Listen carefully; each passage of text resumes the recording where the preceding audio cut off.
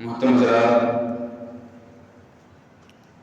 یہ مبارک ساعت، یہ مبارک مہینہ جو چل رہا ہے، یقیناً اللہ عز و جل کا ہمارے اوپر یہ احسان ہے، کیونکہ اس مبارک مہینے جیسا اور مہینہ کسی امت کو عطا نہیں ہوا۔ روزے دوسری امتوں میں فرض تھے، یا ایھا الذین آمنوا کتب علیکم الصیام کما کتب علی الذین من قبلکم۔ اللہ فرما رہا ہے کہ جس طرح تم سے پہلے والوں پر روزے فرض کیے گئے، تم پر بھی فرض کیے گئے۔ یعنی ہم سے پہلے جو قومیں تھیں ان پر بھی روزے تھے، پر اس طرح نہیں جس طرح ہم رکھتے ہیں۔ مسلسل 30 روزے یہ امت محمدیہ صلی اللہ تعالیٰ علیہ وسلم کی خصوصیت ہے۔ آپ سے پہلے کی قوموں میں یہ طریقہ نہیں تھا۔ پھر یہ کہ اللہ عز و جل اس مہینے میں انسانوں کے رزق میں کشادگی اختیار کر دیتا ہے، کشادگی فرما دیتا ہے۔ حدیث پاک میں ہے جب رمضان کا مہینہ آ جاتا ہے، اللہ رب العزت رحمت کے دروازے کو کھول دیتا ہے۔ دوسری روایت میں آسمان کے دروازے کھول دیتا، ایک تیسری روایت میں ہے کہ جنت کے دروازے کو کھول دیتا ہے اور جہنم کے دروازے کو مقفل یعنی بند کر دیتا ہے۔ یقیناً اس کا مشاہدہ ہم اپنی آنکھوں سے کرتے ہیں۔ ہر ایک مومن کا رزق بڑھا دیا جاتا ہے رمضان کے مہینے میں۔ آپ کو اس کا احساس ہو یا نہ، احساس سب کو ہوگا کہ یقیناً رمضان کے مہینے میں ہمارے رزق میں بڑھوتری کر دی جاتی ہے۔ یہ بہت ہی اہمیت کا حامل مہینہ ہے، اس کو یوں ہی عام دنوں کی طرح نہ گزار دے۔ پیغمبر اسلام صلی اللہ تعالی علیہ وسلم نے بہت ہی تاکیدی حکم دیا اس کے تعلق سے۔ اس کے تعلق سے حدیث میں ایک حدیث سنا دوں۔ پیغمبر اسلام نے فرمایا، اگر امت کو، اگر لوگوں کو یہ معلوم ہو جاتا، دنیا کے لوگوں کو یہ معلوم ہو جاتا کہ رمضان کیا ہے، رمضان کی برکتیں وسعتیں کیا ہے، تو سب لوگ یہی خواہش کرتے، یا اللہ تو پورے سال کو رمضان کر دے، پورے 12 مہینے کو تو رمضان بنا دے۔ اگر لوگوں کو اس کی اہمیت کا اندازہ ہو جاتا، معلوم ہو جاتا، علم ہو جاتا، تو سب لوگ یہی دعا کرتے کہ اللہ تو پورے سال کو رمضان بنا دے، تو پورے سال کو 12 مہینے کو رمضان کر دے۔ کتنی اہمیت کا عامل ہے۔ تو یہ فرض عین ہے رمضان کے روزہ ہر مکلف عاقل بالغ مسلمان پر، چاہے مرد ہو یا عورت، اس کو ضائع نہ ہونے دے۔ ہر حال میں آپ کو اس کی پابندی لازم ہے۔ رمضان کے مہینے کو عام دنوں کی طرح نہ گزار دو، بلکہ اس کی اہمیت میں ایک مسئلہ بتا کر بیان کروں کہ اگر رمضان کے مہینے میں کوئی مسلمان روزہ سے نہ ہو اور یوں ہی بازار میں سڑکوں پر کھاتے پیتے گھوم رہا ہو، اور وہ اسلامی سلطنت ہو، بادشاہ اسلام ہو سکتا، اور بادشاہ اسلام میں اسلامی حکومت اور سلطنت میں کوئی مسلمان یوں رمضان کے دنوں میں بازار میں سڑکوں پر کھاتے پیتے گھومے، تو شریعت یہ حکم دیتی ہے بادشاہ اسلام کو کہ اس بندے کو وہیں پہ قتل کر دو۔ بازار میں کھاتے پیتے ہر رہے رمضان میں مسلمان ہو کر، شریعت یہ حکم دے گا بادشاہ کو کہ قتل کر دو یہیں پر۔ اس سے آپ اندازہ لگا سکتے ہیں کتنی اہمیت کا حامل ہے۔ یعنی آپ رمضان کے دنوں میں اگر کھاتے پیتے گھومیں گے تو بظاہر یہ معلوم ہوگا کہ آپ روزے سے نہیں ہو، دراصل معاملہ اسلام کے اوپر آئے گا۔ غیر قوم کے لوگ دیکھیں گے یہ مسلمان ہے، اس مہینے میں کھا پی رہا ہے، رمضان کی کوئی اہمیت نہیں اس کے نزدیک، یعنی اسلام کے اوپر لوگ کمنٹ کریں گے، اعتراض کریں گے، اس لیے اتنی سخت حکم دیا گیا ہے۔ خیر، ہم کو یوں نہ گزار دینا ہے۔ اس میں انسان کی عبادتوں کا اجر بڑھا دیا جاتا ہے۔ عام دنوں میں ایک نیکی کرتے ہیں ایک ثواب ملتا ہے، لیکن وہ نیکی آپ اس میں کریں گے اللہ رب العزت اس کا درجہ بڑھا دیتا ہے۔ بلکہ عام دنوں میں ایک نفل آپ پڑھتے ہیں، ایک نفل کا ثواب ملتا ہے۔ وہی نفل نماز ابھی آپ پڑھیں گے تو اللہ رب العزت فرض کا ثواب عطا کرتا ہے، اور ایک اگر فرض ادا کریں گے تو 70 فرضوں کے برابر اللہ تبارک و تعالیٰ ہمارے اعمال میں اضافہ فرماتا ہے۔ روزوں کے تعلق سے چند چیزیں گزشتہ 2 ہفتہ قبل میں فرمایا گیا تھا رمضان سے پہلے، پھر بھی کچھ چیزیں عرض کر دیے جاتے ہیں، اور اس کے علاوہ روزے کے علاوہ زکوٰۃ کی بھی کچھ بیان یہاں پہ ہم کریں گے۔ تو روزے کے بارے میں آپ نے جان لیا کہ روزہ دراصل نام ہے صبح صادق سے غروب آفتاب تک عبادت کی نیت سے کھانے پینے اور جماع سے رک جانا۔ یہ 3 چیز، کھانا پینا اور بیوی سے فزیکل کنٹیکٹ، ہم بستری اور جماع سے رک جانا، یہی روزہ ہے اللہ رب العزت کی عبادت کی غرض۔ اب اس چیز کو آپ نظر میں رکھیں گے کہ 3 ہی چیزوں سے رک جانے کا نام روزہ ہے۔ اب یہی 3 چیزیں انسان کر لے گا تو روزہ ٹوٹ جائے گا۔ کھا لے گا، اب کھانے کی جتنی صورتیں ہو سکتی تھی، چاہے وہ دال چاول کھائے یا کوئی بھی چیز کھائے، خیمہ سگریٹ، جو چیز پر کھانے کا اطلاق ہوتا ہے ٹوٹ جائے گا روزہ۔ پینے سے، پینے کی جتنے شکلیں ہیں، چاہے شراب ہو، پانی ہو، بیئر ہو، کچھ بھی ہو، انسان حلق کے نیچے جائے گی وہ چیز، ٹوٹ جائے گا روزہ۔ یوں ہی روزے کی حالت میں بیوی سے ہم بستری اور جماع سے بھی روزہ ٹوٹ جائے گا۔ تو اس پر دھیان رہے، کچھ چیزیں ایسی آ جاتی ہے کہ انسان سمجھتا ہے کہ شاید روزہ ٹوٹ گیا کیا، تو یاد رکھیں ایک چیز آتا ہے کہ انسان عاقل بالغ مرد ہے، عورتیں ہیں۔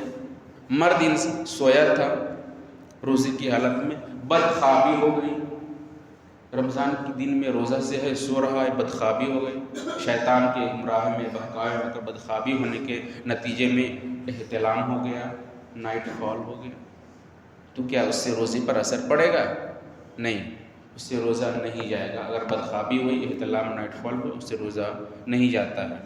یوں ہی انسان بندہ ہوتا ہے، بھول کر کبھی کچھ اس کو یاد نہیں تھا کہ روزے سے ہے، کھا لیا، تو شریعت میں نسیان یعنی بھول پر پکڑ نہیں ہے، بھول کر کھا لیے ہیں تو اس کی پکڑ نہیں۔ حکم ہے کہ فوراً آپ جو کھا لیے اور جو باقی یاد آ گیا پھینک کے کل کر لے، آپ کا روزہ ہو جائے گا۔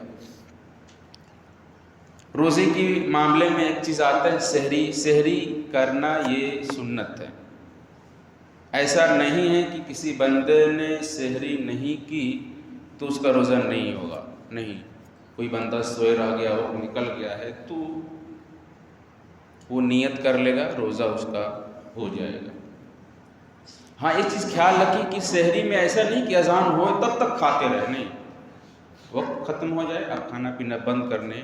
آتا ہے کہیں کہیں سننے میں کہ جب تک اذان ہو نہ جائے لوگ کھانا پینا نہیں چھوڑتے، کھاتے رہتے ہیں۔ یاد رکھیں اگر اذان ہونے تک کھا رہے ہیں تو پھر وہ روزہ نہیں ہوگا، اس لیے کہ صبح صادق کے طلوع ہونے کے بعد اذان دی جاتی ہے، اس وقت کوئی بندہ کھا رہا ہوگا، سحری کر رہا ہوگا تو اس کا اعتبار اب نہیں ہوگا، ٹوٹ جائے گا روزہ ہی نہیں ہوگا۔ خیر، تو یہ چھوٹے چھوٹے مسائل ہیں جو ہم کو اس پر عمل کرنے ہیں۔ اس میں ایک آتا ہے کہ وہ بندہ جو روزہ نہیں رہ رہا ہے کسی بیماری کی بنا پر، اور وہ بزرگ جو ہمیشہ بیمار چل رہا ہے، اچھا ہونے کی امید نہیں ہے، اب وہ کیا کرے؟ تو شریعت اس شخص کو شیخ فانی کہتی ہے، اس کو شریعت کی طرف سے یہ حکم دیا گیا ہے کہ وہ چونکہ اب ٹھیک نہیں ہو رہا ہے، روزہ نہیں رکھ سکتا ہے، تو فدیہ ادا کرے روزے کا، ہر روزے کا فدیہ۔ ہر روزے کا فدیہ کیا ہے؟ 1 صدقہ فطر۔ ابھی آپ صدقہ فطر نکالو گے تو 1 صدقہ فطر 1 روزے کا فدیہ ہوگا، یعنی 30 روزے چھوٹیں گے تو 30 صدقہ فطر اس کو فدیے کے طور پر نکال لیں گے۔ سب کے لیے نہیں، وہ شیخ فانی جو بہت بیمار پڑا ہے اور اچھا نہیں ہو پا رہا ہے اور روزہ نہیں رکھ سکتا، اس کے لیے۔ ہاں شریعت چھوٹ دیتی ہے کہ رمضان کے دن میں کوئی بندہ بیمار پڑا ہے تو شریعت کہتی ہے کہ جتنا دن بیمار ہے آپ افطار کر سکتے، یعنی روزہ آپ چھوڑ سکتے، پر رمضان ختم ہونے کے بعد جتنے روزے آپ کے چھوٹے ہوں گے اس کی قضا کرنی ہوگی۔ یوں ہی انسان سفر پہ مسافر ہو گیا، رمضان میں روزے کی حالت میں لانگ ٹور یعنی سفر پر نکلا ہے، تو شریعت کے قانون حالات کے مطابق ڈھلنے کا، شریعت جبرن نہیں کرتی کہ تم کو روزہ نہیں رہنا، نہیں۔ اگر آپ مسافر ہو چکے ہیں، 3 دن کے راہ پر نکلے ہوئے ہیں، تو شریعت آپ کو چھوٹ دیتی ہے روزہ نہ رکھنے کی، یعنی آپ افطار کر سکتے ہیں جتنے دن آپ سفر میں ہیں۔ سفر ختم ہو گیا پھر روزہ شروع کر دیں، اور جتنے روزہ یہ چھوٹے ہوئے ہیں رمضان کے بعد اس کی قضا آپ کریں۔ انسان روزہ رکھتا ہے، کچھ چیزیں ہم کر جاتے ہیں۔ یہ صدقہ فطر کیا چیز ہے وہ میں بتا دیتا ہوں۔ اصل میں ہم سے پہلے کی جو قومیں تھیں ان کا بڑا سخت روزہ ہوتا تھا، بولنے کا بھی روزہ ہوتا تھا، دن بھر نہیں بولتے تھے، دیکھنے کا بھی روزہ، سننے کا بھی روزہ۔ یہ تو ہمارے شریعت میں اس کو معاف کر دیا گیا ہے کہ ہم کچھ چیز بولتے ہیں تو ہمارے روزے پر اس کا اثر نہیں پڑتا، ہم کچھ غلط دیکھ لیتے ہیں تو ہمارے روزے پر اس کا اثر نہیں پڑتا۔ تو دراصل یہ ہے کہ روزہ ہی ایک عبادت ہے، اور جب تک انسان روزہ دار ہے عبادت ہی عبادت ہے، عبادت ہی میں رہتا ہے۔ تو عبادت کی حالت میں انسان سے کچھ غلطی ہو جاتی ہے، انسان ہی ہے کچھ غلط بول جاتا ہے، کسی کو گالی دے دیتا ہے، کسی کی غیبت و چغلی کر دیا ہوتا ہے، آنکھ سے غلط چیز دیکھ لیا ہوتا ہے، کان سے غلط چیز سن چکا ہوتا ہے، تو انسان ایک تو روزے سے ہی بھی غلط کام کر رہا ہے۔ تو شریعت نے آپ کو یہ چھوٹ دی ہے کہ ان کاموں کو کرنے سے آپ کا روزہ تو نہیں ٹوٹا ہے، لیکن ایک ڈنڈ اور ایک جرمانہ آپ کے اوپر عائد کر دیا کفارے کے طور پر۔ وہی 30 روز آپ نے چھوٹے چھوٹے جو گناہ کیے ہیں اس کی کفارے کے لیے اللہ نے یہ حکم دیا ہے کہ آپ صدقہ فطر نکالو۔ تو صدقہ فطر روزے کی حالت میں جو چھوٹی چھوٹی گناہ صغیرہ میں سے ہو جاتی ہے اسی کا کفارہ ہوتا ہے ہر ایک مسلمان کو، چاہے وہ جوان ہو بچہ ہو، والدین کو اس کو نکالنا ہے، یہ واجب ہے۔ صدقہ فطر کے علاوہ ہم بات کرتے ہیں زکوٰۃ کی۔ اچھا، صدقہ فطر میں ایسا نہیں ہے کہ کوئی بندہ عید سے پہلے نہیں نکال پایا تو نہ نکالے، نہیں، صدقہ فطر کا وقت پوری زندگی ہے۔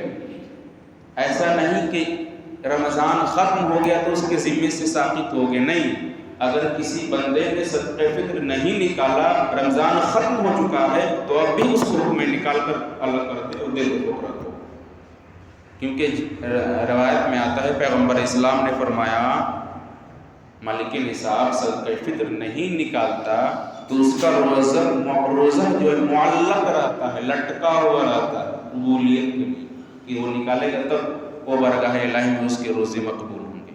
اس لیے اس پر توجہ اور دھیان ہونی چاہیے۔ زکوٰۃ کی بات ہم بات کرتے ہیں۔ زکوٰۃ یہ بھی نماز روزے کی طرح فرض عین ہے۔ ہم قرآن عظیم میں اللہ رب العزت مختلف مقامات پر روزے نماز کے ساتھ ساتھ زکوٰۃ کا حکم دیا ہے۔ زکوٰۃ کی اہمیت کئی مقامات پر اللہ رب العزت نے اجاگر کیا ہے۔ شروع میں ہی پر وَمِمَّا رَزَقْنَاهُمْ يُنْفِقُونَ، متقیوں کی صفت بیان کرتی ہوئے اللہ نے قرآن میں کہا وَمِمَّا رَزَقْنَاهُمْ يُنْفِقُونَ، متقی وہ ہیں کہ ہم نے جو انہیں دیا ہے اس میں ہماری راہ میں خرچ کرتے ہیں۔ ایک آیت میں اللہ نے فرمایا خُذْ مِنْ أَمْوَالِهِمْ صَدَقَةً تُطَهِّرُهُمْ وَتُزَكِّيهِمْ بِهَا، ان کے مالوں میں سے صدقہ لو، ان کی وجہ سے انہیں پاک اور ستھرا بنا دو۔ اس آیت میں کہا گیا ہے کہ زکوٰۃ نکال دینے کی وجہ سے وہ پاک اور ستھرا ہو جائیں گے۔ زکوٰۃ کا معنی ہی ہوتا ہے پاک کرنا، زکوٰۃ یعنی پاک کرنا، یعنی اس کا مطلب یہ ہوا کہ ہم جو کماتے ہیں روپیہ پیسہ، ہمارے جو اموال ہیں اس میں کچھ پیسے ایسے ہیں جو ناپاک ہیں، جو ہمارے حصے کے نہیں ہیں، انہی پیسے کو نکال دینا یہی زکوٰۃ کہلاتا ہے۔ یعنی آپ نے اپنے حلال رزق جو کمائے ہوئے ہیں اس میں سے جو ناپاک پیسے ہیں اس کو الگ کر دینا، یہی زکوٰۃ ہے۔ اب حدیث پاک سنو، نبی نے فرمایا حسنوا اموالکم بالزکوٰۃ، زکوٰۃ نکال کر اپنے مال کو محفوظ کر لو، قلعے میں محفوظ کر لو۔ یعنی اگر آپ جو کچڑا ہے آپ کے اموال میں، وہ کچڑا سمجھیے، اس کو آپ نکال دیں گے تو آپ کا مال یہ محفوظ ہو جائے گا۔ کس چیز سے؟ ہلاکت سے، بربادی سے۔ ایک حدیث میں نبی نے فرمایا خشکی اور تری کے جو اموال ہلاک اور برباد ہوتے ہیں، یہ حدیث ہے، خشکی اور تری کے جو اموال ہلاک اور برباد ہو جاتے ہیں وہی اموال ہوتے ہیں جن کی زکوٰۃ نہیں نکالی گئی ہوتی۔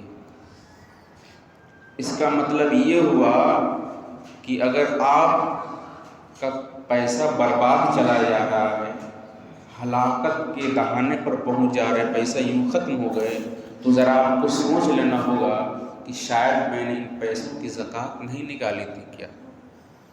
ہاں، نبی کہہ رہے ہیں کہ جو مال تلف یعنی ہلاک اور برباد ہوتا ہے مومن کا، وہ مال ہوتے ہیں جن کی زکوٰۃ کی ادائیگی نہیں ہوتی۔ بندہ یہ سوچتا ہے کہ یار چلو میں زکوٰۃ نہ نکالوں گا تو میرا مال بچا رہے گا، اور زکوٰۃ نکال دوں گا تو میرے مال میں کمی اور نقص ہو جائیں گے۔ یاد رکھیں یہ سوچ غلط ہے۔ زکوٰۃ نہ نکالیں گے اور آپ یہ سوچ رہے ہوں کہ یعنی بڑا کام کر دیا میرا مال بچ گیا، تو یہ گھٹیا سوچ ہے۔ یاد رکھیں زکوٰۃ نہ نکالیں گے تو اس کا وبال آخرت میں تو ملے گا ہی ملے گا۔ ابھی بیان کروں گا حدیث میں کیا ہو رہا ہے۔ دوسرا وبال یہ ہوگا کہ جتنا پیسہ زکوٰۃ میں آپ کو نکالنا تھا اس سے ڈبل ٹرپل نکل جائے گا اور آپ کو پتہ بھی نہیں چلے گا۔ اس راستے سے نہیں تو دوسرے راستے سے نکل جائے گا اور آپ کو احساس بھی نہیں ہوگا۔ 2.5% زکوٰۃ نکالنا تھا، آپ نے نہیں نکالنا تھا، کوئی ایسی صورتحال پیش ہو جائے گی کہ 10% آپ کو نکالنا پڑ جائے گا، ایسے خرچ ہو جائیں گے پتہ بھی نہیں چلیں گے، ایسی ضروریات آ پڑے گی کہ وہ پیسہ ایسے راستے سے نکل جائے گا احساس بھی نہیں ہوگا۔ تو یہ اس سوچ میں نہ رہیں کہ زکوٰۃ نہ نکال کر ہم پیسے کو بچا لے رہے ہیں، میرا پیسہ بینک بیلنس میں اضافہ ہو رہا ہے، یہ غلط ہے، بلکہ مال گھٹتا ہے، آپ کو ایسا احساس ہو یا نہ ہو۔ تو نبی نے جو فرمایا حسنوا اموالکم بالزکوٰۃ، زکوٰۃ دے کر اپنے مال کو محفوظ کر لو۔ تو اس میں ہم کو توجہ دینی ہے۔ اب یہ کہ شریعت نے یہ جو قاعدہ وارد کیا ہے زکوٰۃ کا، جو سسٹم بنایا ہے، آپ اس پہ غور کریں گے واقعی یہ دین فطرت ہے۔ شریعت نے یہ سب کے اوپر لاگو نہیں کیا ہے کہ سب کو زکوٰۃ نکالے، نہیں۔ جو مالک نصاب ہے، حوائج اصلیت سے زائد ان کے پاس روپے پیسے یا سونے ہیں، اس کو زکوٰۃ نکالنا ہے۔ اب شریعت نے یہ سسٹم یہ نظام لاگو کیا کس لیے؟ دراصل معاملہ یہ ہے، اسلام اپنے ماننے والوں کو کبھی محتاج نہیں دیکھنا چاہتا، کسی کو غریب اور مسکین ہونا نہیں دیکھنا چاہتا۔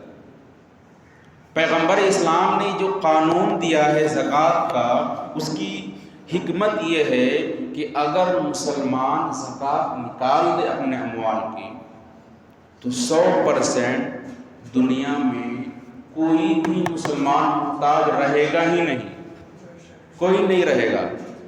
اگر دنیا کے سارے مسلمان زکوٰۃ نکال دے جو مالک نصاب ہے تو پوری دنیا سے غربت کا ختم ہو جائے گا، کوئی مسلمان محتاج اور غریب رہے گا ہی نہیں۔ دنیا کی تو بات الگ ہے، آپ اپنے ہی محلے کے لے لو، ایک محلے ایک گاؤں کے سارے لوگ زکوٰۃ نکال دیں اور جو مستحق اس کے حوالے کر دے، اس گاؤں سے غربت ختم ہو جائے گی، محتاجگی دور ہو جائے گی۔ تو شریعت نے یہ کہا کہ ہمارے ماننے والے مسلمان یہ ہمیشہ خوشحال رہے، کچھ جو کمزور ہے، غریب ہے، محتاج ہے، تو جو لوگ مالدار ہے شریعت نے کہا 2.5% نکال کر ان کو دے دو تاکہ وہ بھی خوشحال ہو جائے۔ یہ مقصد ہے۔ مسلمانوں کے اندر سے محتاجگی اور غربت کو دور کرنا ہے تو دنیا کے سارے مسلمان زکوٰۃ نکال دے، یہ محتاجگی، یہ غربت، یہ تنگی، یہ سب ختم ہو جائے، لیکن ہم نے اس پر عمل نہیں کیا۔ پیغمبر اسلام صلی اللہ علیہ وسلم کی بارگاہ میں 2 عورتیں آئیں، سونے کا کنگن پہنی ہوئی تھی۔ آقا دو جہاں صلی اللہ تعالیٰ علیہ وسلم نے کہا کہ اے عورتوں بتا، کیا یہ سونے کا کنگن پہنی ہو اس کا زکوٰۃ نکالتی ہو؟ ان عورتوں نے کہا یا رسول اللہ نہیں۔ آپ نے فرمایا کہ پھر آگ کے کنگن پہننے کے لیے تیار ہو جاؤ، یعنی اللہ کے نبی نے انہیں حکم دیا کہ جاؤ ان سونے کے کنگن کی زکوٰۃ نکالو۔ بے شمار احادیث ہے اس کے تعلق سے کہ جو زکوٰۃ نہیں نکالتے ہیں وہ اموال ازدہے کی شکل میں، سانپ کی شکل میں آئیں گے اس کو عذاب دینے کے لیے۔ خیر یہ تو الگ چیز ہو گئی۔ ہم بیان کرتے ہیں زکوٰۃ نکالے گا کون، مالک نصاب ہے کون، تو یہ سب کو واقف ہے، بار بار بتایا جا چکا ہے کون مالک نصاب ہے، کب زکوٰۃ نکالنا ہے، کتنے نکالنا ہے، یہ سب واضح ہو چکا ہے، پھر بھی یاد دہانی کے لیے بتا دیا جا رہا ہے۔ شریعت میں مالک نصاب وہ انسان ہے جو اپنی ضروریات، یعنی جو اس کے اپنے کھانے پینے، بال بچوں کے کھانے پینے کی ضروریات ہے سالوں بھر، اس کو چھوڑ کر 52.5 تولہ چاندی یا 7.5 تولہ سونا یا اس کے مساوی روپے پیسے یا سامان تجارت ہو تو وہ مالک نصاب ہے۔ اب ذرا ہم تشریح کر دیں کہ 52.5 تولہ چاندی کی موجودہ جو مقدار ہے وہ 653 گرام 184 ملی گرام، یعنی وہی آدھا کلو سے زیادہ، 2 کلو 1 کلو 653 گرام۔ اب 653 گرام کی قیمت اب معلوم کر لیجیے مارکیٹ میں کتنا ہے، زیادہ نہیں ہے۔ آپ مارکیٹ میں معلوم کریں گے تو تقریباً 48 یا 48.5 ہزار فی الحال چل رہا ہے۔ 653 گرام 184 ملی گرام چاندی کی رقم بن رہی ہے۔ اس کا مطلب یہ ہوا آج کے ڈیٹ میں کسی بندے کے پاس اتنا رقم ہے یا اتنا یہ اتنی قیمت کا اس کے پاس مال ہے حاجت کے علاوہ ہے تو وہ مالک نصاب ہے۔ اب شریعت نے چونکہ کہا کہ اس میں سب پہ واجب نہیں بلکہ اس میں حولان حول یعنی سال گزرنا یہ شرط ہوتا ہے۔ آج کی ڈیٹ میں آج جو تاریخ ہے 6 تاریخ سمجھ لو، تو آج کے ڈیٹ میں کوئی بندہ مالک نصاب ہے 52.5 تولہ چاندی یا اس کے برابر پیسے یا سامان تجارت کا مالک ہے۔ ٹھیک آئندہ سال اس تاریخ کو، اس اپریل کی اسی تاریخ جب آئے گی تو اس کے پاس اتنے پیسے ہیں، اتنی چاندیاں ہیں یا اتنے اموال ہیں، تو اب دیکھیں اس بندے کے اوپر نصاب کے اوپر سال گزر گیا ہے کہ پچھلے 6 اپریل کو اس کے پاس 50,000 روپے تھے، آئندہ سال پھر 6 اپریل کو 50,000 اس کے پاس ہے ہی بلکہ بڑھا ہوا ہے، تو اب ایک نصاب پر سال گزر گیا ہے، تو اب وہ مالک نصاب اس کے پاس جتنے رقم ہوں گی سب کو میں سے 2.5% جوڑ کر زکوٰۃ نکالے گا حولان حول ہونے کے بعد۔ یہ ضروری نہیں کہ رمضان ہی میں نکالیں گے، یہ رمضان میں اصل میں ہم یہ اس لیے کرتے ہیں کہ عام دنوں میں آپ 1 روپیہ صدقہ یا زکوٰۃ نکالو گے اتنا اجر ملے گا، رمضان کی اس مبارک مہینے میں ہم اس کو نکال دیتے ہیں تو ہم کو ڈبل اجر مل جاتا ہے رمضان کے صدقے میں، اس لیے رمضان میں ہم یہ کرتے ہیں۔ ورنہ آپ کو رمضان کے علاوہ جب حولان حول ہو جائے آپ کو زکوٰۃ نکال دینا ہے۔ یہ چیز ہو گئی سونے اور چاندی کی۔ اب اس میں معاملہ ہوتا ہے کچھ اموال ہم نے بینک بیلنس کے طور پر رکھے ہیں، فکس ڈپازٹ کر کے رکھے ہیں، انشورنس کر کے رکھے ہیں، تو دیکھیں جو پیسے ہم نے کسی کو قرض کے طور پر دیے ہیں، کسی بندے کو ہم نے کسی کو قرض کے طور پر دے دیے تو اس پر بھی زکوٰۃ ہے۔ یہ الگ بات ہے کہ جب وہ لوٹائے گا آپ کے پاس پیسے آ جائیں گے تب نکالنا ہے، لیکن اس پر بھی زکوٰۃ ہے۔ بینک میں جو ہماری پیسے جمع ہے وہ بھی قرض ہے، آپ کے پاس رکھیں، ہم جب چاہے نکال کے لائیں گے۔ تو ان اموال پر بھی اگر وہ نصاب کو پہنچ رہے ہیں تو زکوٰۃ نکالنا فرض ہے۔ کچھ پیسے ڈپوزٹ ہو جاتے ہیں کہ اتنے سال مدت متعین ہو جاتی ہے، اس کے بعد ہی نکالنا ہے، تو اس پر بھی زکوٰۃ ہے، اس پر بھی زکوٰۃ فرض ہے۔ اب یہ الگ بات ہے کہ جب وہ اس کی حصول یعنی آپ کے ہاتھ میں آئے گی اس وقت نکالیں گے یا پہلے سے نکال دیں، کیونکہ زکوٰۃ میں یہ ہے کہ آپ پیشگی بھی نکال سکتے ہیں، ایڈوانس بھی نکال سکتے ہیں، اگلے سال آنے والے کا بھی زکوٰۃ نکال سکتے ہیں، یہ ہے۔ تو کوئی پیسہ آپ نے لائف انشورنس LIC میں رکھے ہیں، 10 سال کے لیے رکھے ہیں اور وہ نصاب کو ہے تو ہر سال کی زکوٰۃ نکالنا ہے۔ اب یہ الگ بات ہے کہ 10 سال کے بعد وہ پیسے ملیں گے تو آپ کو یہ چھوٹ ہے کہ 10 سال کے بعد نکال لو، لیکن جب وہ نکلے گا تو پورے 10 سال کے جوڑ کے نکالنا ہوگا۔ تو اس لیے آسانی کے لیے آپ ہر سال نکال دو تھوڑا تھوڑا کر کے۔ اچھا، یہ زکوٰۃ کے لیے ضروری نہیں کہ آپ پورے پیسے کو ایک ہی مرتبہ میں ایک ہی دن میں نکال دیں، نہیں، بلکہ اس میں آسانی کی خاطر پورے سال میں آپ اس کو بانٹ سکتے ہیں۔ مثال کے طور پر آپ کی زکوٰۃ نکل رہی ہے، آپ کی زکوٰۃ نکل رہی ہے 50,000 روپے، تو اب ایسا نہیں کہ 50,000 روپے کو ایک ہی دن نکال کے کسی کو دے دو، یہ آپ کی مرضی کے اوپر ہے۔ شریعت اگر آپ کو یہ لگ رہا ہے کہ یار 50,000 زیادہ ایک ساتھ نکل جائے گا تو آپ کو تھوڑا تھوڑا بانٹ کے نکال سکتے ہو، اس مہینے میں 10,000 نکال دی، اگلے مہینے میں 5,000 نکال دی، سہولت مطابق، یعنی اس سال کے آنے سے پہلے اتنے پیسے آپ کو نکال دینے ہیں۔ اب جوڑ کر اس کو لکھتے جاؤ کتنے مہینے نکال دیا، اتنا نکال دیا، یہ چیز ضروری ہے۔ خیر، عورتیں جو زیورات پہنتی ہیں، جو سونے اور چاندی کی زیورات ہیں، تو اگر وہ نصاب کو پہنچ رہے ہیں تو ان عورتوں پر بھی زکوٰۃ نکالنا فرض ہے۔ اب اگر عورت کے پاس پیسے نہیں ہیں تو عورت کی اجازت سے شوہر ان اموال کا، ان زیورات کا زکوٰۃ نکالے۔ بہرحال زکوٰۃ نکالنا ہوگا۔ اگر عورتوں کے پاس زیورات ہیں، سونے چاندی ہے، جو نصاب کو پہنچ رہے ہیں تو ان اموال کی زکوٰۃ نکال دیں۔ اب ہمیں تفصیل میں نہ جا کر ایک چیز ہم بیان کر دیتے ہیں کہ زکوٰۃ جو ہم نکالتے ہیں تو دینا کس کو ہے؟ تو قرآن نے صراحت کے ساتھ اس میں اعلان کر دیا ہے۔ قرآن عظیم میں اللہ تبارک و تعالیٰ ارشاد فرماتا ہے زکوٰۃ کے تعلق سے کہ کن لوگوں کو دیا جائے گا۔ اللہ رب العزت فرماتا ہے انما الصدقات للفقراء والمساکین والعاملین علیہا والمؤلفۃ قلوبہم وفی الرقاب۔ کہہ رہے ہیں کہ صدقات فقراء مساکین کے لیے ہیں اور ان کے لیے جو اس کام پر مقرر ہے اور جن کی قلوب کی تالیف مقصود ہے، اور گردن چھڑانے میں اور تاوان والوں کے لیے اور اللہ کی راہ میں اور مسافر کے لیے۔ تو یہ زکوٰۃ کے کل 7 مصارف ہو رہے ہیں، 7 جگہ زکوٰۃ آپ نکال کر دے سکتے ہیں۔ کیا کیا ہوا؟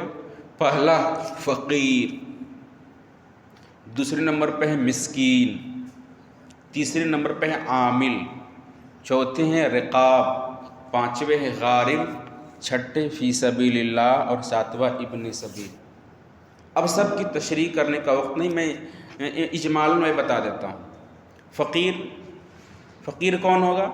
تو فقیر وہ شخص ہے جس کے پاس کچھ مال تو ہے، کھاتے پیتے کے لیے کچھ مال تو ہے، پر اتنا نہیں کہ نصاب کو پہنچ جائے۔ تو ایسا بندہ جس کے پاس مال ہے، کھا پی رہا ہے، اچھی طرح عیش کر رہا ہے، پر اتنا مال نہیں ہے کہ وہ 52.5 تولہ چاندی کی مقدار کو یا اس کے برابر کو پہنچ رہا ہے، سو وہی فقیر ہے۔ ایسے بندے کو زکوٰۃ دے سکتے ہیں۔ جو مالک نصاب نہیں ہے شرعاً، وہ فقیر ہے، ان کو زکوٰۃ کی مال دے سکتے ہیں۔ مسکین دوسرے نمبر پر ہے۔ مسکین وہ ہے جس کے پاس کچھ نہ ہو، یہاں تک کہ کھانے اور بدن چھپانے کے لیے، تو وہ مسکین ہے، اس کو بھی آپ زکوٰۃ دے۔ زکوٰۃ کے سلسلے میں یہ کل 7 جو مصارف بیان کیے گئے، ان 7 میں سے کسی کو بھی دے سکتے ہیں۔ تو ایسا نہیں کسی فقیر ہی کو دے۔ اب دینا کس کو ہے تو پہلے یہ سن لیجئے کس کو نہیں دینا ہے، اس کے علاوہ جو ہے اس کو دے سکتے ہیں۔ اصول کو، یعنی انسان جو ہے اپنے اصول یعنی باپ، جو اصل ہیں ہمارے باپ دادا، ان کو ہم زکوٰۃ نہیں دے سکتے۔ فروع یعنی ہمارے بیٹے بیٹیاں پوتے پوتیاں، ان کو نہیں دے سکتے۔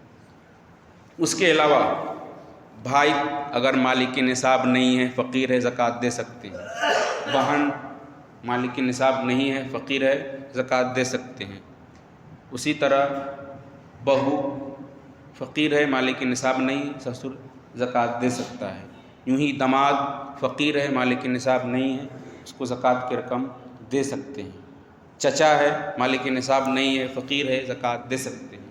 پھوپھی ہے، مالک نصاب نہیں، اس کو بھی زکوٰۃ کی رقم دے سکتے ہیں۔ اب زکوٰۃ جب آپ نکالیں تو اس وقت خیال رہیں کہ سب سے پہلے قریب والوں کو آپ دیں۔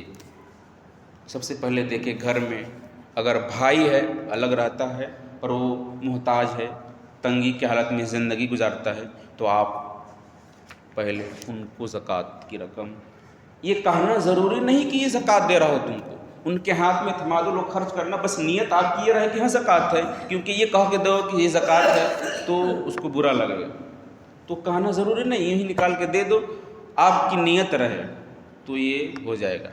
یوں ہی بہن ہے، بہن کی شادی کر دی آپ نے، بہن تنگی کی حالت میں زندگی گزار رہی ہے، پیسے نہیں ہیں، تنگ حال ہے، تو آپ بھی ان کو زکوٰۃ کی رقم دے سکتے ہیں۔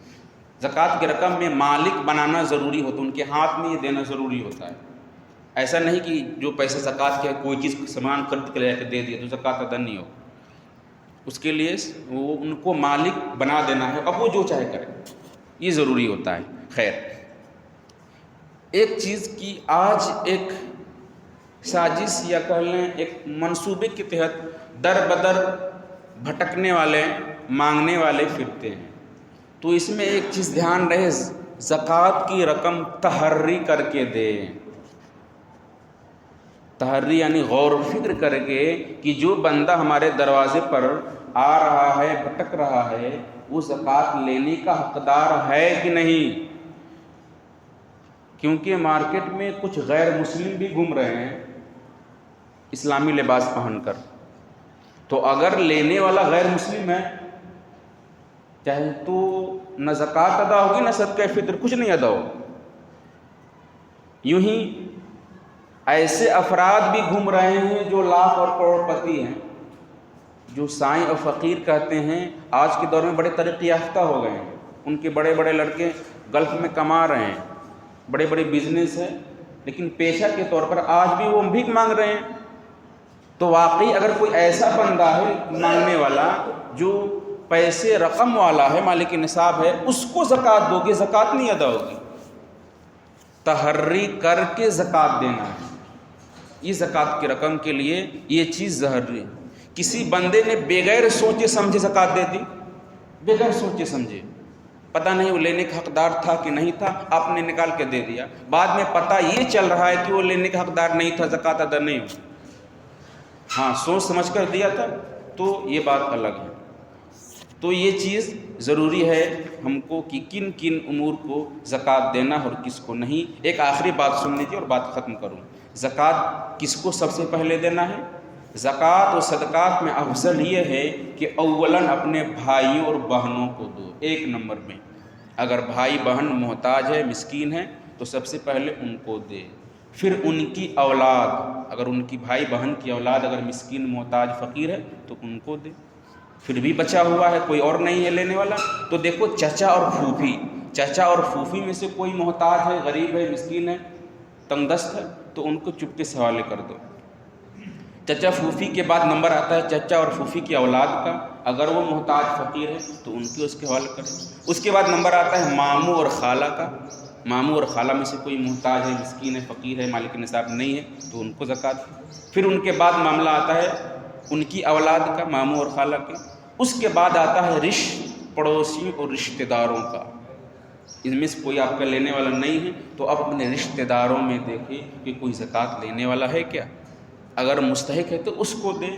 اس کے بعد کوئی لینے والا نہیں ہے تب آپ اپنے گاؤں میں نظر دوڑائیں گے، گاؤں میں کوئی اس کا لینے کا حقدار ہے، مستحق ہے تو اس کو دیں گے۔ اب ایک حدیث پاک سن لیں، نبی نے فرمایا اے امت محمد، سرکار ارشاد فرما رہے ہیں اے امت محمد، قسم ہے اس کی جس نے مجھے حق کے ساتھ بھیجا، اللہ تعالیٰ اس شخص کے صدقے کو قبول نہیں فرماتا، اللہ تعالیٰ اس شخص کے صدقے کو قبول نہیں فرماتا جس کے رشتہ دار اس کے حسن سلوک کا محتاج ہو اور یہ غیروں کو دے۔ اس کا رشتہ دار محتاج ہے، تنگ دست ہے، اور وہ محتاج ہے لینے کا، اس کو چھوڑ کر غیر کو دے، نبی قسم کے ساتھ کہہ رہے ہیں کہ وہ اللہ اس کے صدقات کو قبول نہیں کرے گا، بلکہ اس کو ضروری ہے کہ پہلے اسی کو دے۔ یہ حدیث پاک ہے۔ ایک اور حدیث نبی نے فرمایا، قسم ہے اس کی جس کی دست قدرت میں میری جان ہے، اللہ تعالیٰ اس کی طرف قیامت کے دن نظر نہ فرمائے گا جو اپنے قریب رشتہ دار کو چھوڑ کر، ان کو تندرستی کے چھوڑ کر باہر کے لوگوں کو دے رہا ہے۔ تو پہلے اس پر بھی نظر رکھنی ہے، زکوٰۃ نکالنے کے وقت اس پر دھیان رہے، سب کو دینا ہے، پر زیادہ توجہ جو شریعت نے یہ اصول بتائے ہیں اس پر نظر رہے گا تو انشاءاللہ تبارک و تعالی ہماری زکوٰۃ بھی ادا ہو جائے گی اور اللہ رب العزت ہمارے عبادتوں کو بھی قبول فرمائے گا۔ تو اس پر ہم کو عمل پیرا ہونے کی ضرورت ہے۔ اللہ رب العزت سے دعا اللہ ہم سب کو اس کی توفیق عطا فرمائے۔ خیر۔